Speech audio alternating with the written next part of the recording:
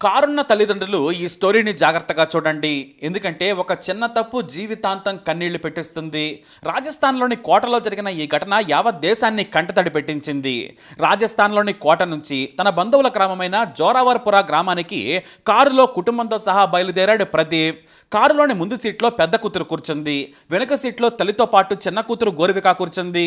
ఉదయం 8 గంటలకు బయలుదేరిన ప్రదీప్ పెళ్లికి అందుకోవాలని హుషారుగా కొత్త బట్టలు వేసుకుని కారులో జామ్ జామ్ అంటూ వెళుతున్నారు.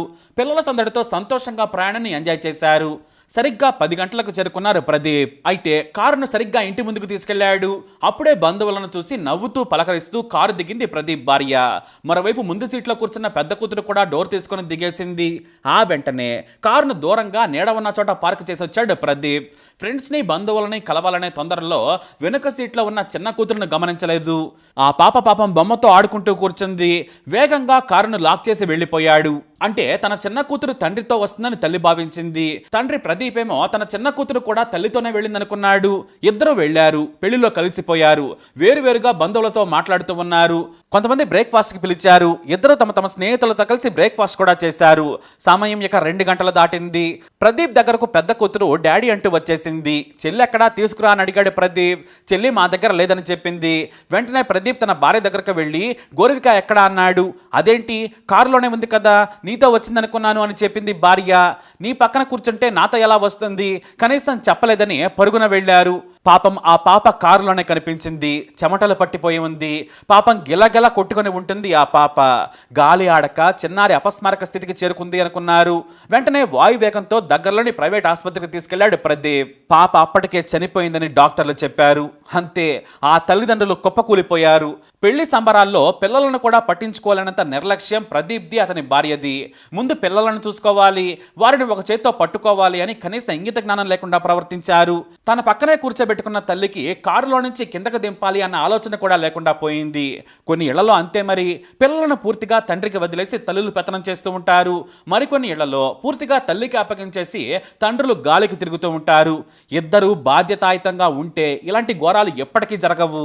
సంతోషంతో కొత్త బట్టలు వేసుకుని వచ్చిన చిన్నారి గోరివికకు అక్కడే అంత్యక్రియలు ముగించారు. ఆ తర్వాత ఒకే కూతురుతో ఇంటికి వెళ్లారు. ఇది జీవితాంతం వెంటాడే శాపం లాంటిది. కాస్త ఓపికగా బాధ్యతతో పట్టించుకొని ఉంటే బంగారంలా చూసుకునే గోరివిక ఇలా కారులో ప్రాణాలు కోల్పోయేది కాదు. అయితే ముంబైలో కూడా ఇలాంటి దారుణమే జరిగింది. ఖచ్చితంగా పేరెంట్స్ ఈ ఘటన గురించి తెలుసుకోవాలి. ఇలాంటి ఘోరాలు కూడా జరుగుతాయా అని ఆశ్చర్యపోక మానద్దు. ముంబైలోని షియాన్ కులివాడ సిజిఎస్ కాలనీలో ఉంటున్నారు మహమ్మద్ షేక్ దంపతులు. వీరిది ఒకటే గది, ఇద్దరు పిల్లలున్నారు. కొడుకు సాజిద్ మహమ్మద్ షేక్, కూతురు ముస్కాన్ ఉన్నారు. వీరిది స్లమ్ లాంటి ప్రాంతం. కానీ వీరు ఉండే రోడ్డు కాస్త విశాలంగా ఉంటుంది. సాయంత్రం అయితే చాలు అసాంఘిక కార్యకలాపాలకు అడ్డాగా మారుతుంది. 7 ఏళ్ల సాజిద్, 5 ఏళ్ల ముస్కాన్లు ఎప్పుడు తమ ఇంటి పరిసర ప్రాంతాల్లోనే ఆడుకుంటూ ఉంటారు. ఇతర పిల్లలతో కలిసి సంతోషంగా ఆడుకునేవారు. అయితే ఏప్రిల్ 24న మధ్యాహ్నం 1:30 సమయంలో ఇంటి ముందు ఆడుకుంటున్న వారు రోడ్డు మీదకి వెళ్లారు. ఆ సమయంలో తల్లి ఇంట్లో పడుకొని ఉంది. పిల్లలు ఇంటి ముందే ఆడుకుంటున్నారనుకుంది. మరోవైపు పిల్లల తండ్రి పనికెళ్లాడు. వారింటికి 100 మీటర్ల దూరంలో రోడ్డు పక్కన వదిలేసిన కారు ఒకటి పిల్లలకు కనిపించింది. ఎండ బాగా ఉండడంతో ఆ కారులోకి వెళ్లాలనుకున్నాడు 7 ఏళ్ల సాజిద్. కారు వెనక డోర్ను గట్టిగా లాగాడు. అతని దురదృష్టం కొద్దీ అది ఓపెన్ అయింది. లోపల చల్లగా ఉందని చెల్లెల్ని పిలిచి ఉంటాడు. లోనికి వెళ్లి కారు డోర్ను బలంగా లాగి వేసేసుకున్నారు. కాసేపు ఆడుకున్న తర్వాత ఒక్కపోతకు తట్టుకోలేక బయటికి వచ్చేందుకు ప్రయత్నించారు పిల్లలు. కానీ డోర్ ఓపెన్ కాలేదు. లోన ఏడ్చి అలిసిపోయారు. గాలి ఆడక లోపల ఇద్దరు పిల్లలు చనిపోయారు. మరోవైపు గాఢ నిద్రలో ఉన్న మహమ్మద్ షేక్ భార్యకు 1.5 గంటల తర్వాత మెలకు వచ్చింది. పిల్లలు ఇంటి ముందు కనిపించలేదు. పక్కింట్లో వెతికింది, అక్కడా లేరు. చుట్టూ ప్రతి చోట ఇంటిని వెతికినా కూడా కనిపించలేదు. దీంతో పిల్లలు కిడ్నాప్కి గురై ఉంటారని కంగారు పడ్డారు. కాలనీ వాసులు వెంటనే పోలీసులకు ఫోన్ చేశారు.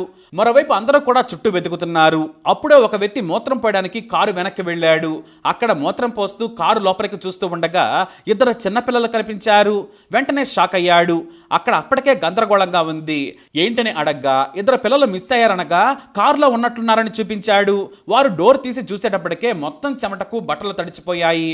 ఊపిరి ఆడక మరోవైపు ఎండవేడి తట్టుకోలేక ఇద్దరు పిల్లలు పాపం చనిపోయారు. చాలాసార్లు బయటకు వచ్చేందుకు ఆ 7 ఏళ్ల చిన్నారి ప్రయత్నించాడు. గోర్లతో రక్కాడు. 4 డోర్లను తీసేందుకు ప్రయత్నించాడు. కానీ డోర్ తీయడం రాలేదు. దీంతో ఇద్దరు ప్రాణాలు కోల్పోయారు.